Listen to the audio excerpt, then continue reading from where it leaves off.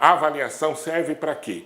Para medir, para classificar, para punir, para avaliar professores e alunos, para avaliar instituições juntamente com professores e alunos. Para que serve? Então é nesse sentido que nós vamos trabalhar agora a avaliação da aprendizagem.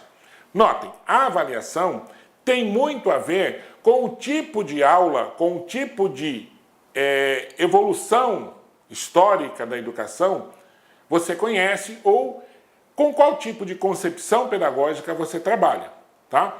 Então, no decorrer da nossa história da educação, nós vamos perceber que a avaliação ela tem caráter diferente, ela tem perspectivas diferentes. Por quê? Porque atende a necessidades específicas da educação nos diferentes tempos, nos diferentes pontos históricos que nós temos da história da educação. Nos diferentes momentos você tem avaliações. Então, se eu preciso, por exemplo, se eu precisava de um aluno na década de 70 que tivesse conteúdo, mas não precisasse necessariamente saber como aquele conteúdo funcionava, né? O chamado tecnicismo, que eu precisava apertar parafuso, mas não necessariamente entender de onde que veio o parafuso, quem foi a mão de obra que construiu o parafuso, quem sofreu para construir o parafuso, se por trás daquela construção do parafuso existia ou não mão de obra escrava, trabalhadores sofrendo, nada disso. Eu precisava saber que o parafuso estava ali, para que ele servia e como é que eu fazia para utilizá-lo. E a avaliação era muito em função disso. Já atualmente, que modelo de educação nós temos e que modelo de avaliação nós precisamos para avaliar um aluno dentro desta sociedade neste momento histórico? É igual à década de 70 ou não? Tá? Então, é emblemático isso que nós vamos colocar aqui agora. Ó, presta atenção. Durante muito tempo, a avaliação foi usada como instrumento para classificar e rotular os alunos entre os bons. Vem cá, isso existe ainda hoje? É claro que sim. Os que dão trabalho e os que não têm jeito, tá? Então, antes da concepção piagetiana, essa concepção que a gente chama de genética, né? Piagetiana, do Vygotsky, esse pessoal todo, nós tínhamos sim uma concepção de que umas pessoas aprendiam e outras não aprendiam, tá? As que não aprendiam não tinham jeito, não tinham como. Então a avaliação servia exatamente para justificar a não aprendizagem dessas pessoas.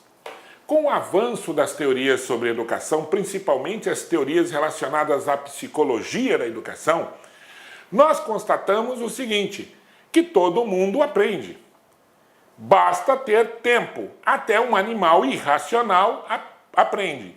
Li esses dias um artigo que havia pessoas, antigamente, que conseguiam adestrar até pulgas. Pulgas!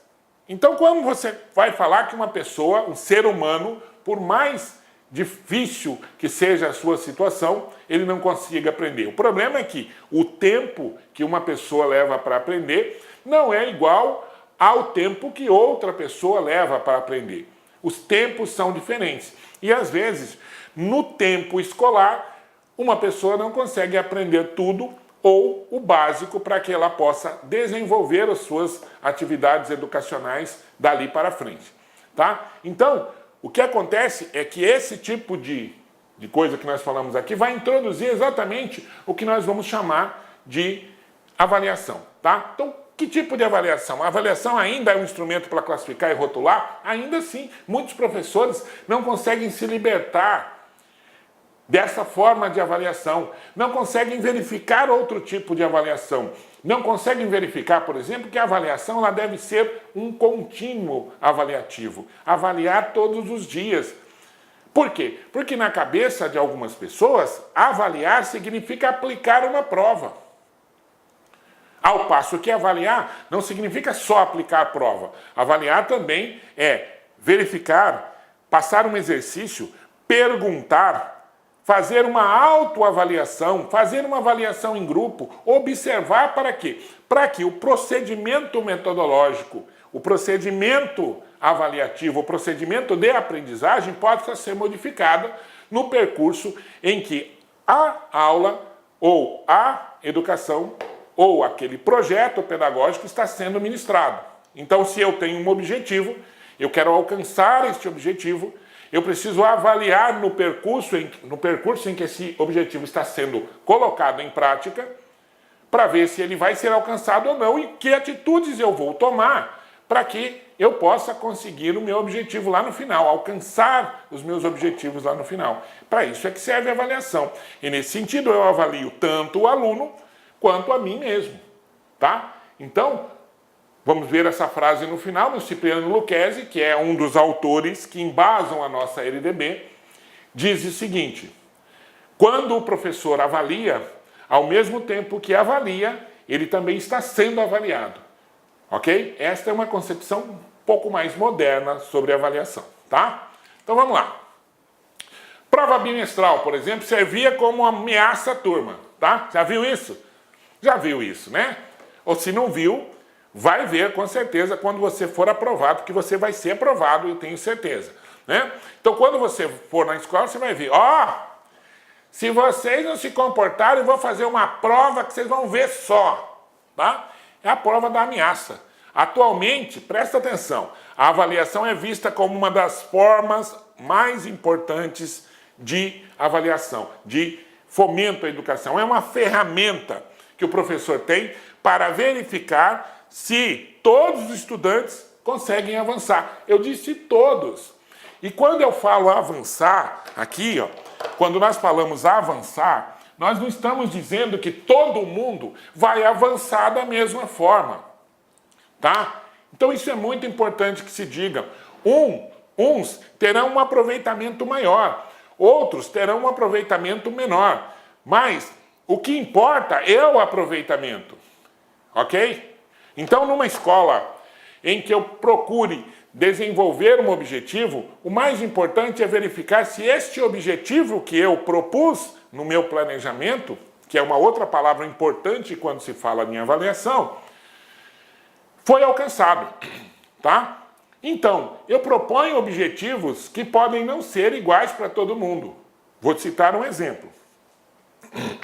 Se eu tenho na minha turma um aluno com necessidades especiais, por exemplo, um aluno autista, é claro que o avanço que eu proponho para um aluno com necessidades especiais, com defasagem intelectual, não vai ser o mesmo no período de tempo que eu tenho na escola, o mesmo de uma pessoa que não tenha este problema. Então, o avanço que eu quero, o objetivo que eu quero para esse aluno vai ser diferente. É claro que eu gostaria de ter o mesmo aproveitamento, mas eu não consigo. Então, o aproveitamento que eu tenho para um aluno com necessidades especiais é uma vitória. E aí a avaliação não pode ser igual. Ela tem que ser uma avaliação para fazer com que todos os estudantes avancem. E esse avanço deve depender da condição de cada indivíduo. Depende da condição de cada indivíduo. Do que ele já aprendeu, do que ele já sabe para ele poder avançar naquele momento seguinte e das suas condições até biológicas, ok? Então, a avaliação serve para isso. Ela não pode ser mais vista hoje e você não pode mais isso é politicamente correto, você não pode mais colocar numa prova ou numa redação, sei lá, que a avaliação vai ser vista para medir, para... Não, a avaliação ela foi vista, mas atualmente ela tem que servir para que, como ferramenta, para que todos os alunos avancem do ponto de vista educativo, do ponto de vista dos conhecimentos, tá? Vamos lá. É importante, então, encontrar caminhos para medir a qualidade do aprendizado da garotada e oferecer alternativas para uma evolução mais segura. Tá? Então, é preciso propor formas de avaliação que não sejam só a prova e o teste. Não estamos dizendo aqui que provas, testes simulados não sejam importantes. São importantes? Sim. O que nós estamos dizendo é que somente esses elementos de avaliação, hoje, na atualidade, não são suficientes para que você consiga fazer com que os alunos avancem qualitativamente. São necessários outros instrumentos de avaliação, tá? Então, olha só. Observar, aplicar prova, solicitar redações e anotar o desempenho dos alunos durante seminários são apenas alguns dos jeitos de avaliar. Uma simples pergunta pode servir como avaliação, tá? Um desempenho que o aluno tenha ou prestem atenção, a própria avaliação escrita pode ser um instrumento de avaliação diferente ou importante para reformular o instrumento de avaliação. Eu lembro de algumas provas que colocam na internet que são, assim, que eu utilizo muito para reflexão. Então tem uma lá que é assim, vocês já devem ter visto, é um triângulo assim, aqui está 10, aqui está 20 e aqui está X. Olá, meus amigos, minhas amigas, quero pedir licença para convidar vocês a fazer o nosso super curso online para a Secretaria de Estado de Educação de Minas Gerais 2018. Nós aqui do Lá Concurso, nós preparamos um super curso para vocês, um curso muito competitivo que eu tenho certeza que você não vai se arrepender. São para 2 cargos, um para o cargo de especialista de educação, educação básica, um curso completo que custa apenas 10 parcelinhas de R$30, e outro curso para professor que atende 100% dos conhecimentos gerais, que são um investimento de 10 parcelas aí de R$25. Bacana? Espero vocês, quero que vocês continuem assistindo essa videoaula lá no nosso site. Ah, detalhe, você quer aí esse material de apoio do professor? Vai aqui embaixo, clique aqui embaixo, que você pode fazer o download gratuitamente. Bacana, meus amigos? Fiquem com Deus, um forte abraço, espero vocês. Fui, tchau. Clique lá.